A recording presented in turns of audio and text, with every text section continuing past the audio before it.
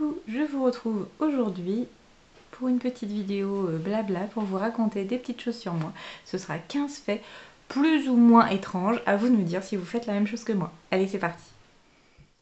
On se retrouve aujourd'hui pour des faits un petit peu particuliers sur moi. Vous me direz si vous faites la même chose, comme je vous disais en intro. Au départ j'étais partie sur 10, puis finalement je suis allée jusqu'à 15, donc on verra ce que ça donne.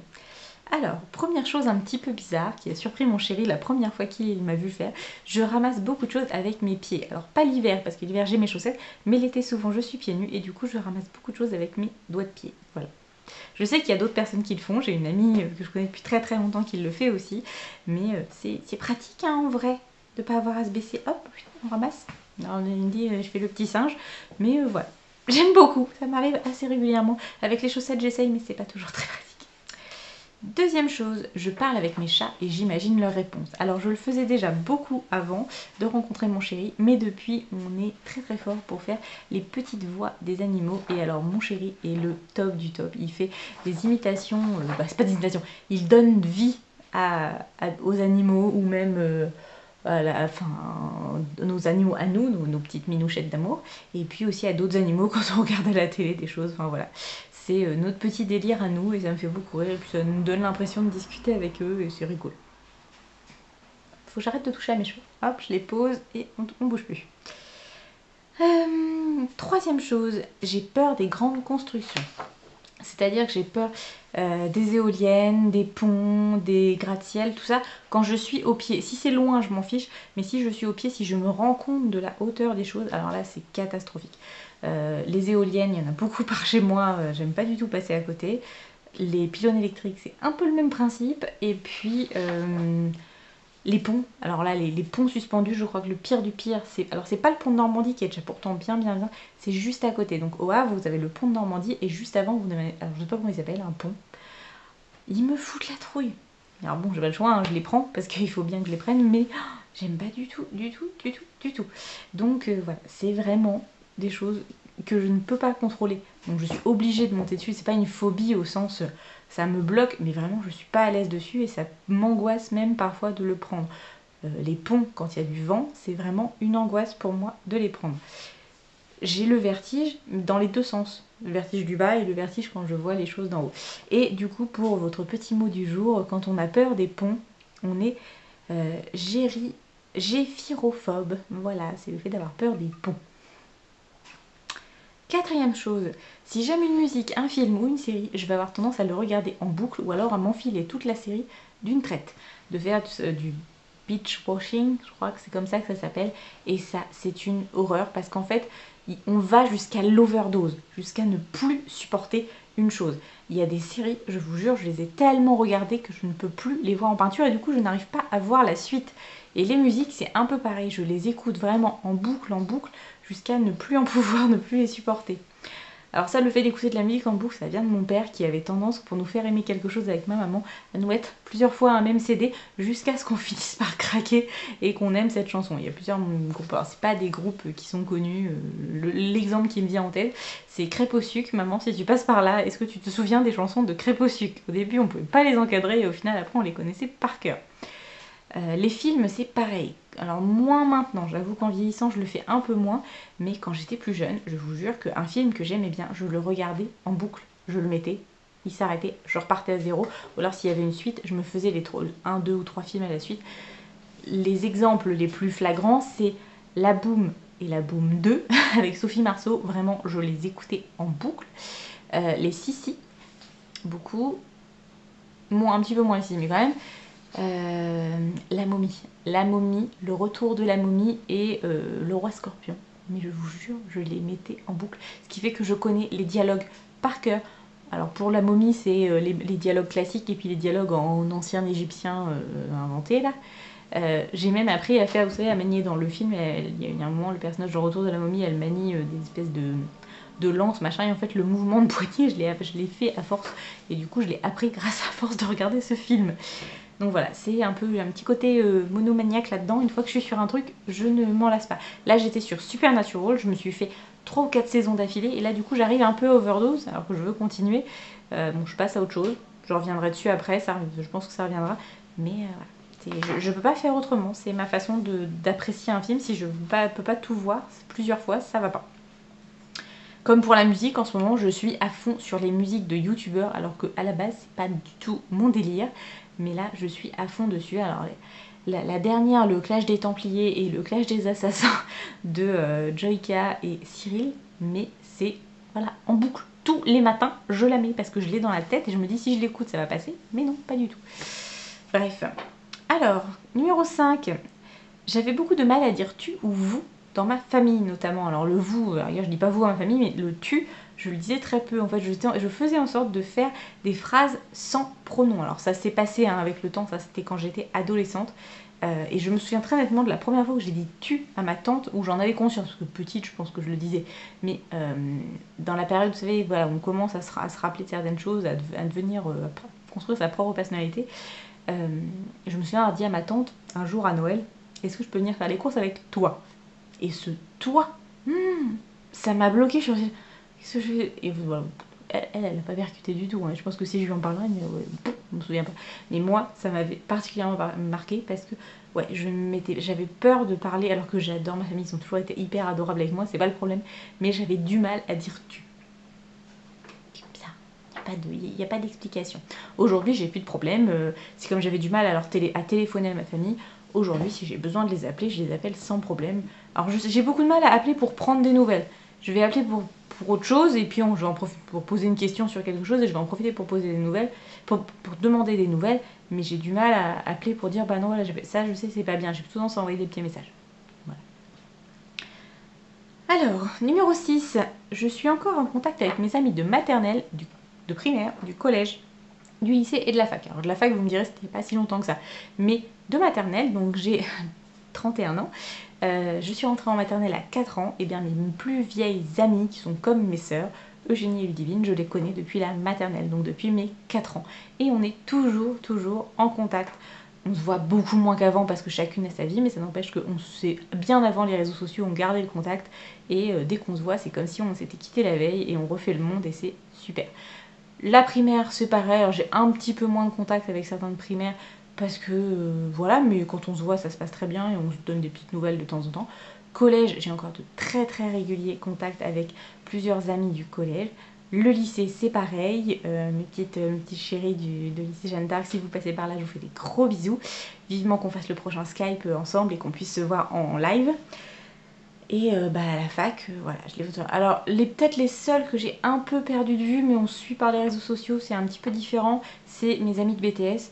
C'est vrai qu'il y a eu, étonnamment, c'est peut-être les seuls où j'ai le moins de contact en face à face, en direct. Par contre, par message, voilà, on nous donne toujours de temps en temps des petites nouvelles.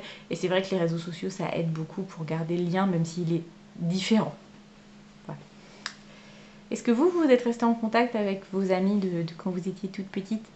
C'est important parce que je me rends compte que dans mon entourage, il y a beaucoup de personnes qui n'ont plus forcément de relation avec leurs amis d'enfance. Et c'est vrai que moi, ça fait partie de mon entourage. Enfin, je vois Chéri, il a ses amis de la fac, il a quelques amis du lycée qu'on voit occasionnellement. Mais c'est vrai que ses amis de primaire, tout ça, il ne m'en parle pas. Donc est-ce que... Oh, je lui demande, tiens d'ailleurs, Chéri, si tu passes par là, dis-moi si tu as encore contact avec beaucoup de tes amis de ta petite enfance. Alors, numéro 7, je n'aime pas les bonbons et les sodas. C'est pas plus mal, mais c'est vrai que alors en vieillissant, les gens ça les traumatise. Je mets des grandes, mais ça les perturbe moins. Mais c'est vrai que quand j'étais plus jeune, je me disais ah bon, t'aimes pas les bonbons? Bah non, à part les guimauves au chocolat, j'aime pas les bonbons. Non, et même l'odeur me donne vraiment. Donc voilà. Et puis les sodas, comment dire? C'est parce qu'il y a des bulles, ça pique. J'aime pas. Puis souvent c'est des goûts que j'aime pas non plus. Alors, 8. Je n'ai aucune mémoire pour tout ce qui est nom de chanson, nom de chanteur ou de groupe, nom d'acteur ou de réalisateur, tout ce que vous voulez. Je vais me souvenir des noms des films, à la rigueur les paroles des chansons, mais alors les noms, à part pour quand je parle des acteurs, il y en a assez bien sûr que je connais, mais quand je parle avec des amis, notamment Vinciane si tu passes par là, elle connaît carrément bien les noms des acteurs et tout. Moi, je suis une nouille. Je n'y arrive pas. Je n'arrive pas à retenir le nom des acteurs. hormis les grandes stars hollywoodiennes que tout le monde connaît, mais alors les acteurs un petit peu moins connus ou alors qui sont en train de faire leur trou, comme on dit, rien à faire, ça ne veut pas rentrer. Et je crois que les noms de chansons et de chanteurs, d'associer les deux, oh, c'est impossible. Autant je vais retenir des noms totalement inutiles en histoire, des lieux, des événements passés, enfin voilà, il n'y a pas de problème. Mais alors ça, il n'y a rien à faire, ça ne veut pas rentrer. Sélection là-dedans, pas tout qui rentre. Numéro 9. Pardon. Numéro 9, je ne jette pas beaucoup de choses. J'ai beaucoup de mal à jeter, même des choses que je n'aime pas.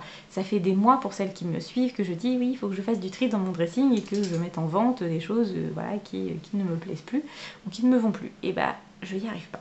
Je n'y arrive pas. C'est compliqué pour moi de jeter quelque chose parce que je me dis je l'ai acheté, c'est que je l'ai forcément aimé ou alors on me l'a offert. Et du coup, bah, je jette pas, donc je stocke.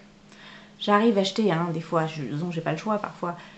Mais c'est compliqué. Est-ce que vous aussi, vous avez du mal à jeter? Numéro 10. Je fais beaucoup de planning, des listings, de il faut que je fasse comme ci, comme ça. Je me mets des deadlines et machin. Et en fait, je les tiens pas. J'ai beaucoup de mal à gérer, à suivre mon planning. Alors que je sais comment m'organiser, mais il n'y a rien à faire. Je n'arrive pas à suivre mes listes d'un point de vue timing. Généralement, je fais tout ce que j'ai à faire, mais alors dans un ordre totalement désorganisé et je travaille beaucoup mieux dans l'urgence que quand j'ai du temps.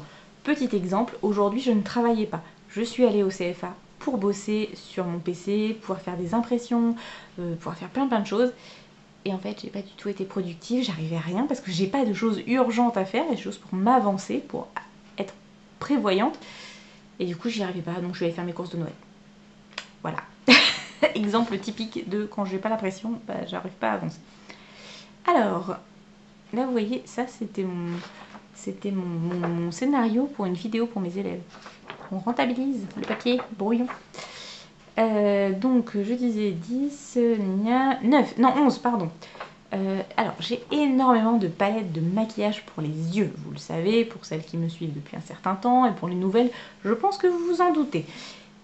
Et ben en fait j'utilise très souvent les mêmes. Je pense que j'ai une caisse comme ça. Déjà, j'avais fait un tri, j'en avais enlevé un peu. Mais j'ai une caisse comme ça, minimum, de palettes de maquillage. Plus mon petit tiroir que j'utilise au quotidien. Parce que j'ai la boîte qui est dans le meuble. Et sur le côté de ma salle de bain, j'ai un petit tiroir où j'ai les palettes que j'utilise le plus. En vrai, j'utilise tout le temps les mêmes, quasiment. Je crois que j'ai 3-4 palettes qui tournent sur un mois. Et je crois que je me dis, non, mais il faut que je les change, machin. Et en fait, non. Parce qu'en fait, on a des habitudes et on reste dans ces habitudes. Alors parfois, je m'amuse avec les couleurs, mais au moins les palettes, je les connais. Donc voilà. Il y a des fois, je cherche pas. Hein. J'utilise toujours les mêmes, c'est pas grave. Je me fais des petits kiffs. Hein. De temps en temps, je prends des trucs un peu différents. Mais voilà. Il y a un petit côté collectionniste aigu, en fait, dans le fait d'avoir des palettes. Parfois, je fais des belles découvertes quand même. Il y en a certaines qui maintenant font partie de mon top de palettes. C'est pas si longtemps que ça que je les ai parce que je les ai découvertes. Mais c'est vrai que je reste dans ma zone de confort le plus souvent. C'est pas bien, je le sais, c'est mal la zone de confort. Alors, numéro 12. Je parle souvent toute seule quand je fais mon ménage, quand je bidouille. Je suis toujours en train de me parler à moi ou de parler en règle générale parce que je n'aime pas le silence. Là, vous voyez, j'ai éteint la télé parce que quand même je fais la vidéo, mais en réalité, je déteste le silence. Alors, je ne sais pas trop psychologiquement ce que ça veut dire, mais c'est vrai que j'ai toujours un fond sonore. Généralement, c'est la télé. Ça m'arrive de mettre de la musique, mais c'est assez rare. Voilà. J'aime pas le silence. Et quand je fais quelque chose, c'est vrai que j'ai tendance à parler toute seule. Je me moque de moi, c'est souvent, je me dis, oh, derrière nous, il y a Alice, ou allez, bouge-toi les fesses, fais ci, fais ça. Voilà. Mais je parle toute seule. Que vous faites ça aussi. Dites-moi que je ne suis pas toute seule. Dites-moi que vous aussi, vous parlez tout seul des fois. Alors, numéro 13, j'ai une capacité qui m'a été super utile quand j'étais à la fac et qui m'est encore maintenant très utile avec mes élèves. Quand j'ai un livre à lire ou une information à trouver, je vais lire un texte en diagonale et j'arrive à faire un résumé, à trouver les grandes idées du document hyper rapidement.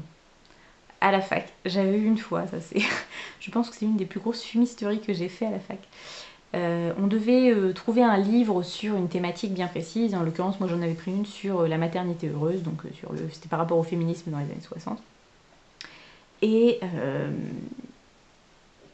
j'avais pas lu le livre.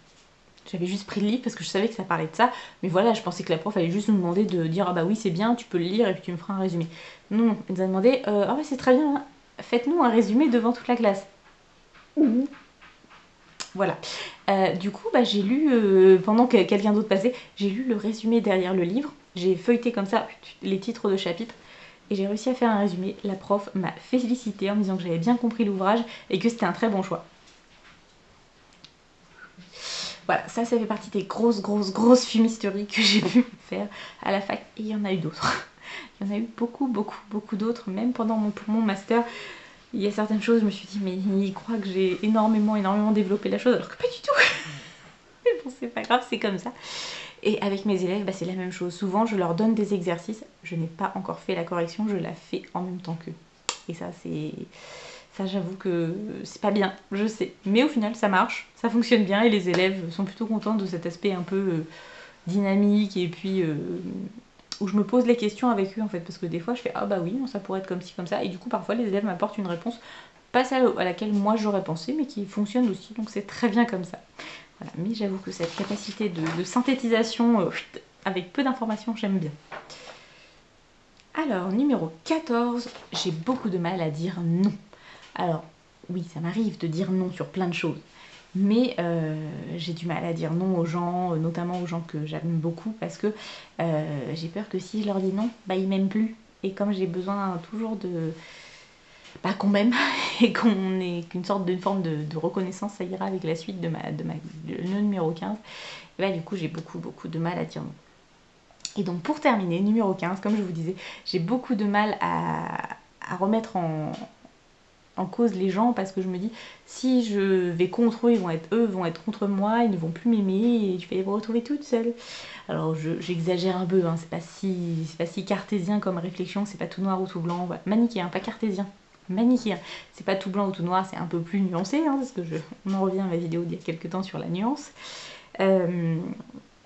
Mais voilà, j'ai toujours ce besoin de reconnaissance, alors d'affection de la part de mes amis, de reconnaissance professionnelle, de reconnaissance dans mes études, etc. Ce qui fait que, notamment dans mes études, je suis quelqu'un de très compétitrice. Quand j'étais à la fac, je voulais faire partie du top 10 de la promo. Pas le top 1, hein, j'ai conscience de mes limites quand même, hein, faut le dire. Mais voilà, je voulais faire partie des meilleurs parce que je voulais me pousser à bout. Et je sais que si un jour j'ai un enfant, je vais le pousser sans que ça soit dramatique, mais je vais vouloir qu'il fasse le mieux qu'il peut pour faire partie des meilleurs. Après, ça reste dans l'ordre du raisonnable. Je dois avouer que ma capacité de ce que je vous expliquais juste avant m'a permis de faire partie des pas trop mauvais avec ça, enfin voilà, sans que ce soit non plus un travail titanesque. J'ai travaillé hein, pour avoir les résultats que j'ai eus. Je vais pas dire que ça m'est tombé tout cuit dans le bec, ce serait mentir, parce que j'ai vraiment bossé, notamment pendant la licence. J'ai beaucoup plus travaillé pendant la licence que pendant le master. Mais voilà, j'ai cet esprit de compétition. Et mes collègues, par exemple, pensent que ce n'est pas le cas. Là, je leur ai dit. Bref, voilà, vous en connaissez un petit peu plus sur moi. Je me suis livrée sur des choses plutôt drôles et plutôt perso sur la fin, notamment. J'espère que ça vous aura plu. N'hésitez pas, vous aussi, à me mettre en commentaire des petites choses un petit peu particulières que vous avez. Et je vais taguer certaines de mes copines si jamais elles ont envie de faire cette vidéo. Je sais qu'il y en a qui l'ont déjà fait, mais c'est pas grave, pour essayer de retrouver autre chose. Évidemment, je vais taguer Hélène. Si tu as des petites choses à dire sur toi, je suis toute oui. Jenny, parce que voilà, tu m'as tagué l'autre jour d'ailleurs, il faut que je fasse la vidéo sororité. Et puis, alors je pense pas qu'elle passera par là, mais on sait jamais hein, sur un malentendu. Aurélie, je serais très contente d'écouter ça. Et puis, toutes les autres qui ont envie. Alors il y en a plein d'autres youtubeuses que je regarde, mais celle-ci c'est vraiment mes petites chouchous adorées que je regarde tout le temps. Donc voilà. Aval Beauty & Co aussi, je ne sais pas si elle me regarde. Donc sinon vous pouvez aller leur dire, allez ça vous a tagué pour faire une vidéo 15, entre 10 et 15 faits un peu particuliers sur vous. Voilà, je vous fais des gros bisous, je vous dis à très bientôt dans une prochaine vidéo. Bye bye.